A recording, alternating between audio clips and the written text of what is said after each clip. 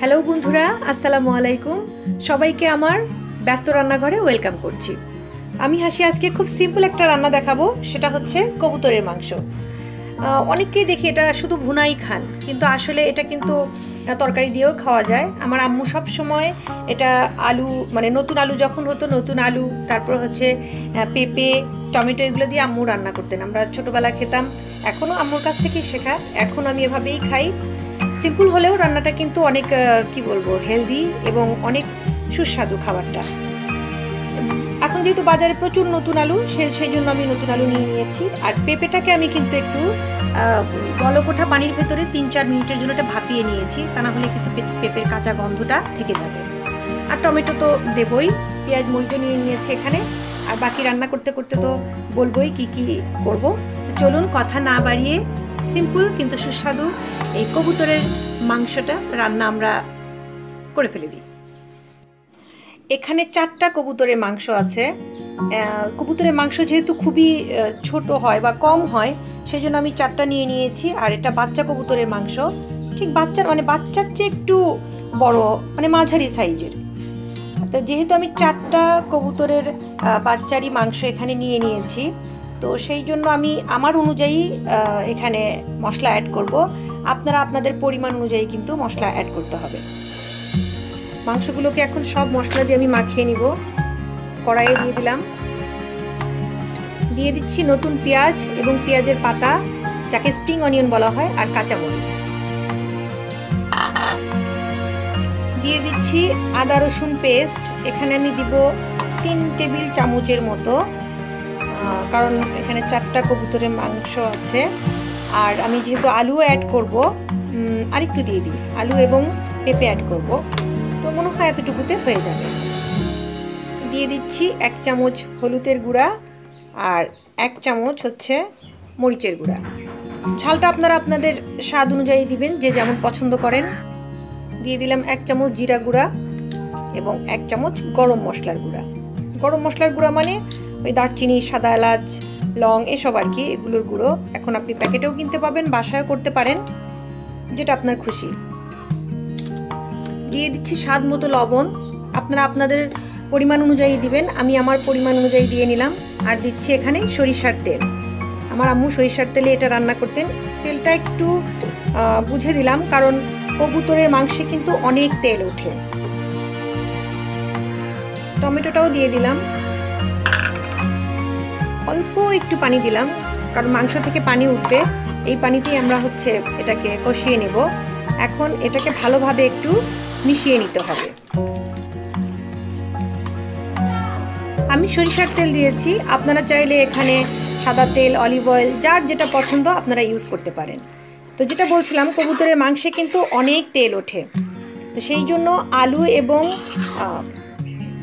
পেঁপে দিয়ে যদি আপনি রান্না করেন, তখন তেলটা আলু এবং পেঁপে একটু অবজার্ভ করে নেয় এবং ব্যালেন্স হয়, খেতে কিন্তু তখন অনেক মজা হয়। আমি চুলাটা জ্বালিয়ে দিয়েছি, এখন আমি এটাকে ঢেকে দিচ্ছি। এখন আমরা এটাকে বলক ওঠা পর্যন্ত ওয়েট করব এবং তারপর এটাকে আমরা কষাবো। 10 মিনিট পর খুললাম, অনেক ধোয়া, একটু নেড়ে চেড়ে দিচ্ছি। এই দেখুন, অলরেডি মাংস থেকে পানি উঠে এসেছে। একটু নেড়ে চেড়ে দিয়ে আমি আবার ঢেকে দেব। আপনারা হয়তো ভাবছেন আলু আর পেঁপের কি হলো। আলু আর পেঁপের কিছুই হয়নি, এগুলো এখানেই আছে। যেহেতু আলুটা নতুন আলু, এটা সিদ্ধ হতে সময় লাগে না, আর পেঁপেটাও আমি ভাপিয়ে নিয়েছি, সেহেতু এগুলো এখন দিলে গলে যাবে। সেহেতু আমি এটা হচ্ছে যখন কষানোর শেষের দিকে আমি এগুলো দিয়ে ঝোল দেব। আবার বেশ কিছুক্ষণ পর আমি খুললাম, ঘড়ি দেখিনি, এর আগে আমি অবশ্য 2 বার খুলে নেড়ে দিয়েছি। তো দেখুন, অলরেডি তেল উঠে এসেছে। আমি বললাম না, কবুতরের মাংসে কিন্তু প্রচুর তেল থাকে। এখন যেটা দিব, আর একটু কষাবো আমরা। এখন নতুন আলুটা দিয়ে দিব, আর হচ্ছে ভাপানো পেঁপে দিয়ে এটাকে আমরা নেড়ে চেড়ে আবার ঢেকে দেব। তারপরে কিছুক্ষণ পর পর ঢাকনা খুলবো আর কষাবো। এইভাবে বেশ কিছুক্ষণ কষানোর পরে তারপরে আমরা আবার গরম পানি দিয়ে, অবশ্যই গরম পানি দিয়ে ঝোল দেবো। তা আমি এটা এখন ঢেকে দিচ্ছি, আবার কিছুক্ষণ পরে আমি খুলবো।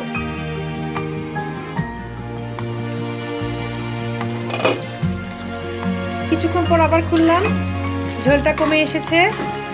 আর একটু কষাবো, আর একটু কষানোর পরেই ঝোল দিতে হবে। এর ভেতরে কিন্তু আমি 2 বার নেড়ে দিয়েছি, সেটা বলা হয়নি। দেখা যাক কি অবস্থা। হ্যাঁ, কষানো হয়ে গেছে আমার, তেলও উঠে এসেছে, জালে জালে ঝোলটা কমে গেছে, অনেক সুন্দর একটা ঘ্রাণও বের হয়েছে। এখন আমি এদিকে আমার গরম পানিটাও হয়ে গেছে, আমি এখন এই গরম পানি দিয়ে ঝোল দিয়ে দেব। এটা কিন্তু মাখা মাখা হবে না, তরকারিটা কিন্তু ঝোল ঝোল হবে। আমরা শহরের মানুষরা কেন যেন শুধু ভুনাই মনে হয় পছন্দ করি, তো আমি সবসময় চেষ্টা করি একটু হেলদি খাবার রান্না করতে। গ্রামের মানুষ দেখবেন এখনও কিন্তু মুরগির মাংস হোক, কবুতরের মাংস হোক, গরুর মাংস, ওরা কিন্তু সুন্দর একটু তরকারি দিয়ে ঝোল ঝোল করে রান্না করে খায়। আর সেই জন্যই মনে হয় ওদের ইমিউনিটি আমাদের চেয়ে অনেক ভালো। এই সিম্পল খাবারগুলোই যে শরীরের জন্য কত উপকারী আমরা সবাই জানি, কিন্তু তারপরেও আমরা শুধু কেন যেন ভুনার দিকে ঝুঁকে পড়ি। আমার লবণ কম হয়েছিল, তাই আমি একটু লবণ অ্যাড করে দিলাম। এখন আমি এটাকে ঢেকে দিচ্ছি। এটা ঝোলটা একটু কমে আসলেই আমার কবুতরের মাংসটা রেডি হয়ে যাবে। প্রায় আনুমানিক 10 মিনিট পর আমি খুললাম, এটা কিন্তু অলমোস্ট হয়েই গেছে। আপনারা হয়তো ভাবছেন এত ঝোল, না, এটা বন্ধ করে দিলে কিন্তু আর একটু ঝোল টেনে আসবে। আর এই তরকারিটা কিন্তু ঝোল ঝোলই খেতে হয়, এই ঝোলটাই হচ্ছে এটার আসল মজা। নতুন আলু এবং পেঁপে দিয়ে কবুতরের মাংসের এই ঝোলটা খেতে অনেক মজা। অনেকে হয়তো করেন, খান, যাই হোক আমি শেয়ার করলাম, আপনারা করে দেখবেন, অনেক টেস্টি, অনেক মজা। প্রায় হয়ে গেছে, চুলাটা আস্তে দিয়ে দিয়েছি। 5 মিনিট পর ফিরছি। 5 মিনিট হয়ে গেছে বন্ধুরা, এখন আমি চুলাটা বন্ধ করে দিলাম। অলরেডি ভাজা জিরা ছিটিয়ে দিয়েছি, এখন পরিবেশন করব। হয়ে গেল আমার কবুতরের মাংস দিয়ে, আলু এবং পেঁপে দিয়ে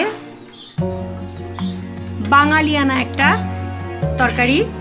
আশা করি সবার ভালো লাগবে। ভিডিওটি ভালো লাগলে অবশ্যই একটি লাইক দিবেন। আমি একটি বাটিতে বেড়ে দেখাচ্ছি, আর আমার চ্যানেলটি অবশ্যই সাবস্ক্রাইব করবেন, আর আমার আপডেট ভিডিও পেতে বেল আইকনটি ক্লিক করবেন। তো দেখুন বন্ধুরা, অনেক টেস্টি, অনেক মজাদার। আজ এ পর্যন্তই। আমি হাসি, অন্য কোনো দিন আসবো অন্য কোনো রেসিপি নিয়ে। ততক্ষণের জন্য আল্লাহ হাফেজ।